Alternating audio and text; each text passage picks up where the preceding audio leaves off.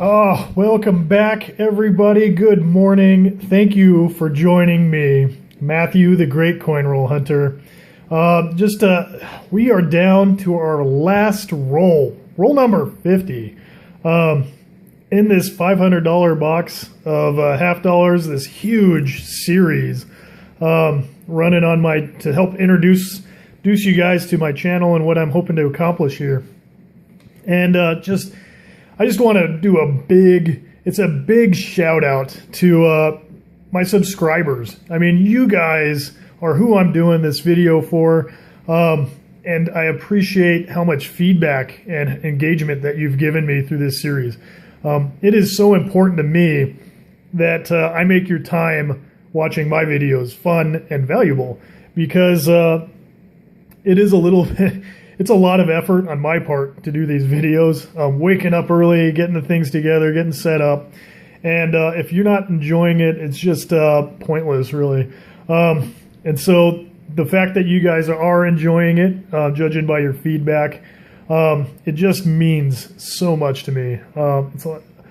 I just love that we're getting the community together on this. I am learning a bunch. As you know, hunting half dollars can be a little bit of a challenge, so I haven't done a lot of it, so I haven't read up on it, and I haven't really studied on it. So by doing this whole box of half dollars, it's given me an opportunity to really expand my knowledge in this denomination, which just makes me an even better numismatist, which is the whole point of these videos. Let's get together, let's have some fun, and let's learn something about this hobby that we enjoy so much, and let's get others hooked in it. I think that's the big thing. Is there tends to be this idea of scarcity that I don't want to tell anybody, because then we won't have any of this stuff. Like, they'll go out and get it and I won't be able to get it. And I think that it's a really destructive kind of mentality, because when you think about these coins banging around in circulation, and especially the older ones, the silver ones that are getting hoarded, and like the war nickels, it's actually not against the law to melt them down and destroy them. I feel like we need as many people out there as possible getting these things out and saving them. And just YouTube has made it really cool to be able to go online and share that with them, and then express why we are doing what we're doing and why they are so interesting. So I don't know, maybe I've just got ideas of grandeur and I'm thinking too much about it. But anyway, that is what I'm about. So if you want to enjoy the daily grind of, I try to search at least one roll a day, hit the subscribe button, and then that way you don't miss out. And we'll do different denominations. I'll have different collections that I'm going to be working on, different series, and I just plan on expanding. So based on your feedback, that'll determine where we go. But I just want to learn as much as I can about this stuff. It's such an interesting way to learn history, I think, because you're literally holding it in your hand. All right, with that being said, let's get down to business. The last roll, if you were able to make it that far through the end, we found our first proof half dollar in there. The way that this thing got into circulation, probably stolen, I would guess, because these come in like sealed, hard sealed packages. So you would have had to break that open and then cash it out for face value, which no collector in their right mind, I don't think, would do. I don't believe this is silver. It's got it's clad, it's got a copper core. There is a silver version of this out, the 2006 S, S for San Francisco. So if you've got one of those, that's awesome. So I'm sure people are maybe stacking those. It seems a lot more likely that those would be broken out of a holder than just your regular proof. So kind of a sad circulation story, I think, but a benefit for us, because now we have it. I don't know what to tell you. That's the life cycle of coins. And you can't prove that that's what happened. It just seems what's most likely. So anyway, back to what I was saying, though, is what's cool about the 2014 series in this collection is that's the 50th anniversary. And so what they also did is they have a reverse proof silver version of this coin. And when I say reverse proof, that's why I'm so happy that we found one of these, because I was just going to express it verbally, but now I actually have a token. This is not a reverse proof. What this is just your standard proof, which means the relief is frosted and you have these mirrored fields. See, you can even see the reflection of my finger, and I'm wearing a green shirt today. The reverse would mean that the high relief was reflective and polished and the fields were frosty. Now, I've seen a couple of pictures of these, some other videos online.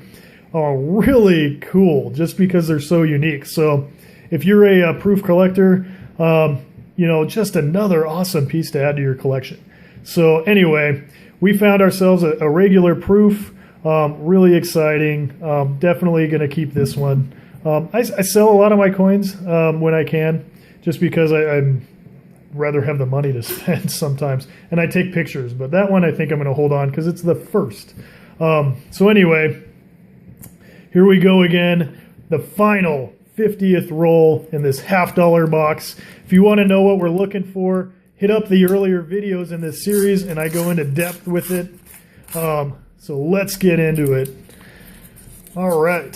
So thank you for making it this far with me. I know that 50 videos in 50 days is definitely a commitment, and it has been for me. A lot of early mornings. We've had some good times. We've had some bad times. I've made mistakes along the way. But I've learned so much, and I think in the end, that's what it is all about. So anyway, I just hope that you're really enjoying this roll, the last roll in our box before we start a new series. There's my birthday coin. Huge contact mark right there, or gash, scratch. I know it's not better than the one I have, so we'll just keep going. Yeah, I just, what a cool experience. It's been really nice to have this community of numismatists, experienced numismatists, kind of take on to the channel and add your knowledge and your expertise. Look at that one. That is just brilliant. It just adds so much to the experience. It enriches, I think, the site too, the channel. Just because if you don't have a lot of experience, ooh, this one's pretty good. 1983, 2 in one roll. Again, some pretty heavy damage there. Not as good as the one I have, so I'm not even going to waste our time with it.